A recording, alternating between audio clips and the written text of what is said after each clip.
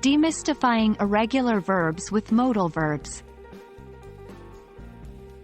Hello, language learners. Today we are going to tackle a key topic in English grammar: the conjugation of irregular verbs with modal verbs. This might sound a little tricky, but don't worry, we are going to break it down and make it simple for you. To begin, let's recall what irregular verbs are. They're called irregular because they do not follow the standard ed ending for past tense or past participle forms that regular verbs do. Words like go, be, see, have, and eat are examples of irregular verbs because their past tense forms are went, was, were, saw, had, and ate, respectively, not goed, beed, seed, haved, or eated.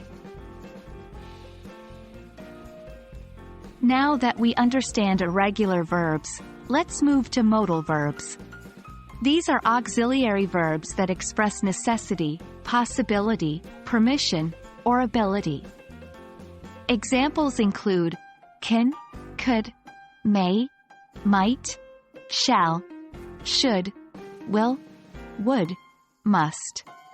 It's important to note that modal verbs are always followed by the base form of a verb, whether that verb is regular or irregular. This means you do not have to change the form of the verb after a modal verb.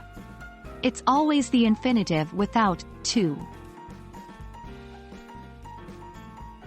Understanding how modal verbs work with irregular verbs is actually quite straightforward. The rule is modal verbs plus base form of the irregular verb. That's it. Here are a few examples. 1. He can go to the park. Not, he can goes to the park. 2. They might see the movie tonight. Not, they might sees the movie tonight. 3. She should be here by now. Not, she should is here by now. In all these sentences, we've paired modal verbs with irregular verbs. As you can see, even though go, see, and be are irregular, their form does not change when they are used with modal verbs. Now it's your turn to practice. Take some sentences with regular verbs and modal verbs and try to replace the regular verbs with irregular verbs.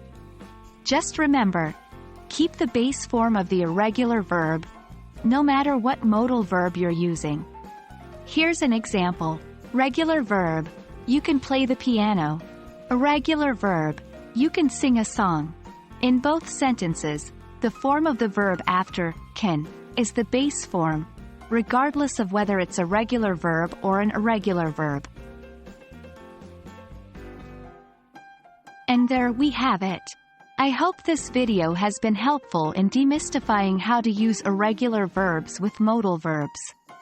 Remember, practice is key when learning a new language.